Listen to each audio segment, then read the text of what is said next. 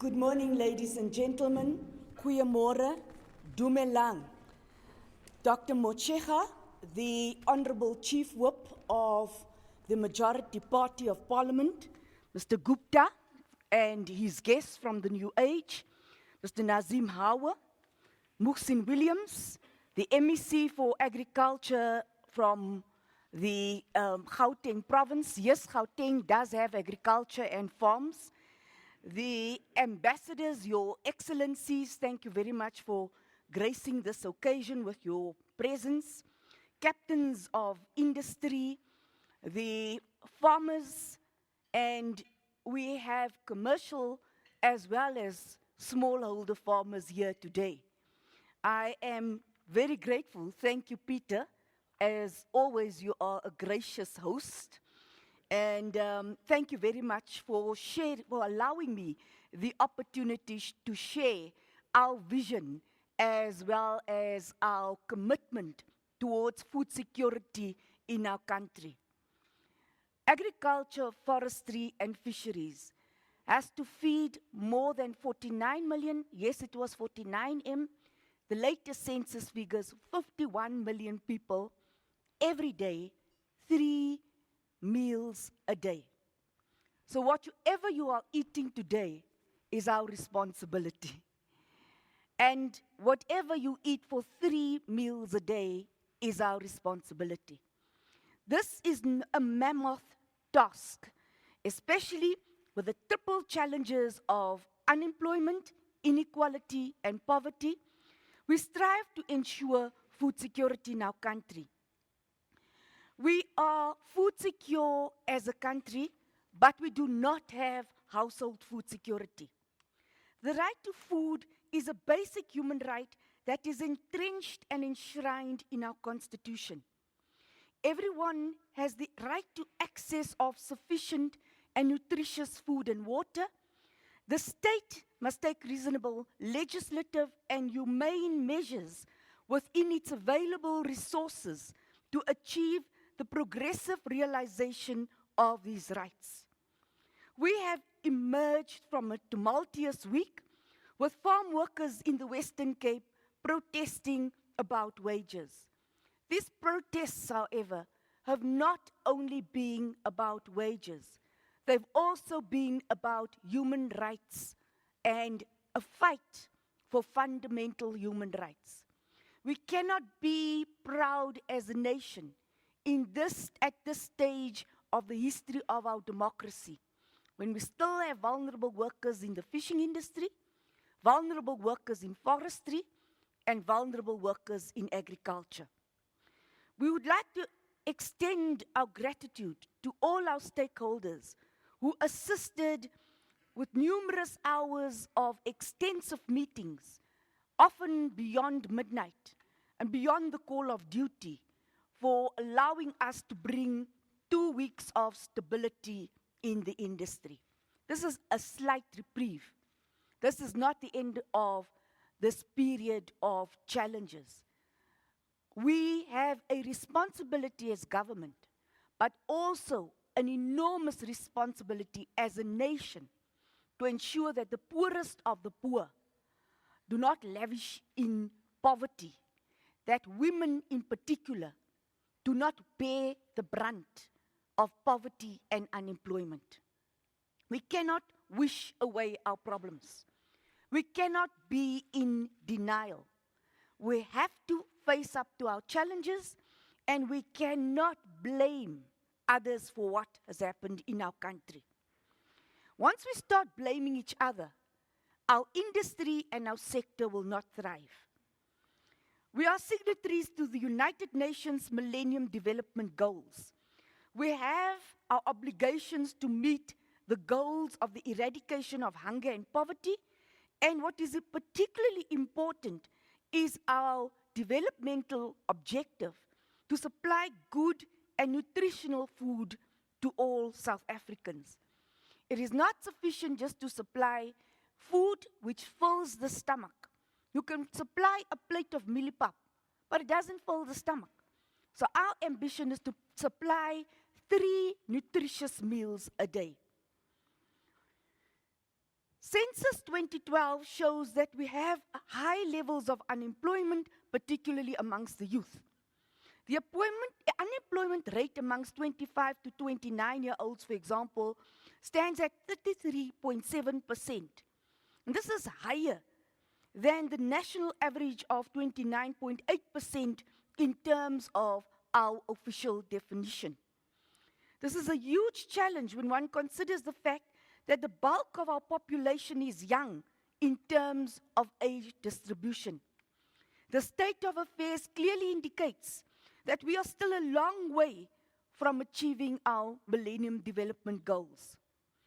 Cabinet approved a national strategy in 2002 to streamline, harmonize, and integrate the diverse food security programs into an integrated food security strategy.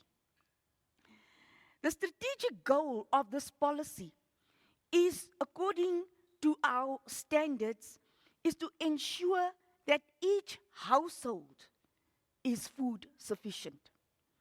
So we may be food sufficient as a country, as I said earlier, but if we export that food and the very same workers who work on that farm cannot afford to eat the food that they're producing, then they have food insecurity whilst the farmer is providing for food security of the nation. We have developed policies that recognize the role of smallholder farmers. Smallholder farmers have a central role to play towards increasing the food security status of our country, but also increasing employment. Through our comprehensive agriculture support program, we aim to provide post-settlement support to targeted beneficiaries, and even though this is not enough, it's only a drop in the ocean, this is a fundamental and important start. We have generated programs to ensure that smallholder farmers have access to finance, access to markets, and access to skills. If you do not have access to markets, you can be the best farmer in the world, but you will sell your goods on the side of the road. And once you sell your goods on the side of the road, you're no longer an effective farmer.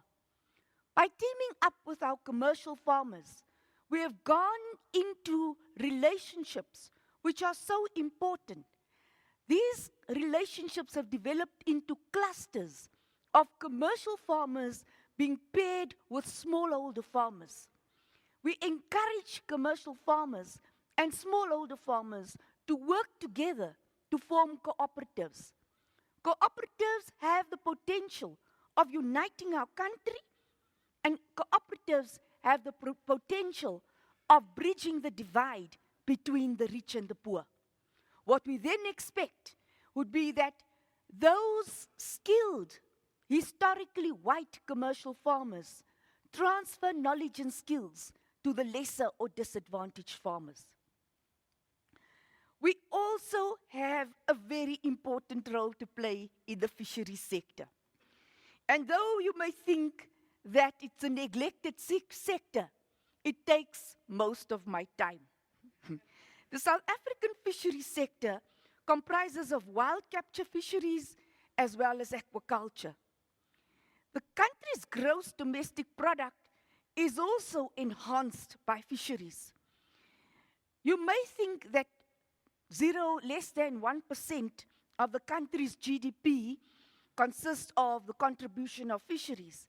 But for many fishing communities, this is their livelihood. It employs a significant number of people, and it allows a number of people to be small and medium entrepreneurs. SMMEs are the future. They statistically have shown to employ the most people in our country and in other developing countries.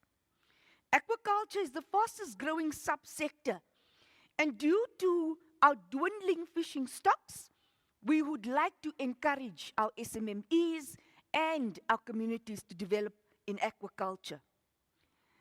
The world's aquaculture production amounted to 56 million tons in 2010. But South Africa has the smallest aquaculture production or industry in Africa. Now, as one of the largest economies in Africa, it is quite significant that we have the smallest aquaculture industry in this continent. It also is a huge opportunity for us to develop. Aquaculture doesn't need a river, it doesn't need an ocean. You could have, and I'm pleased, you can't do aquaculture in your bathtub, but you can have a sizable amount of water at your school, at your farm, and do aquaculture. Although we have a very well-established fishery sector, the gap between the haves and the have-nots in fisheries is as challenging as the haves and have-nots in agriculture. So if you think that there's any inequality in the economy of our country, you have it entrenched in agriculture, forestry, and fisheries. And if you think that agriculture has the context of bringing together farmers and farm workers, it is even more challenging in fisheries. Our growing reliance on our natural resources as a source for food security is absolutely central to our debate today. If we do not protect our natural resources, be it in our oceans, be it on our land, then we would not be leaving a very good legacy or inheritance for our future generations. We are challenged to consider the recovery of our stocks, the recovery of our depleted stocks, whilst broadening the scope of our SMMEs. There cannot be any sector in this country which has a total monopoly over a natural resource, whilst keeping out smaller players. So if you have big players who move in and literally gobbles up everything and tries to keep the small player out by saying that the small player is going to deplete the stocks, then you don't need to be a rocket scientist to say, man, please, the small player with his little dinghy boat is not going to deplete your fishing stocks. It's a highly contested terrain, both locally and globally. We have attempted to do strategic shifts in our marine resource management, which involves both offshore and inshore fisheries. Our integrated fishery security strategy was developed and implementation has commenced. Already we have seen some major successes in combating poaching, but still poaching is a national and an international challenge. You have seen and heard that we have challenged some of your very significant triads. These are international syndicates who poach in our waters, but when a very small poacher is caught, we blow it up beyond recognition. I'm not saying that we shouldn't be policing our seas. It's important to police poachers, but it's also important to give recognition for international large syndicates that we have busted in our campaign to prevent poaching in our seas. Partnerships with several coastal municipalities have been established to rehabilitate deserted fish processing plants in order to process fish for major retailers. I would like to thank the fisheries industry for its willingness to assist us as we carry on our mandate.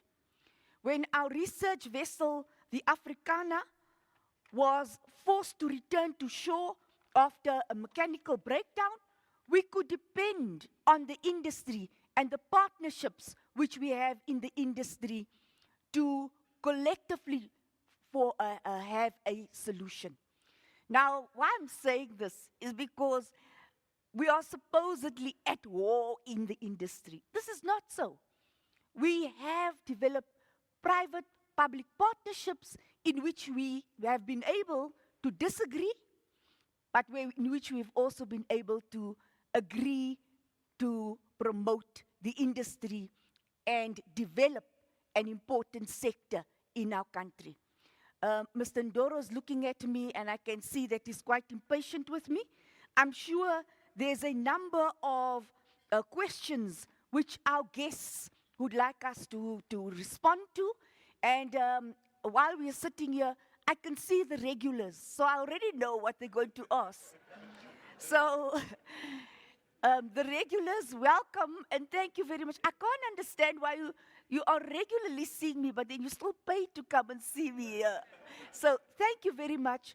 I'll be answering questions on forestry as well, but to our hosts, the New Age, Morning Live, and if I can slip in, I'm gladly Anne is back. Thank you very much.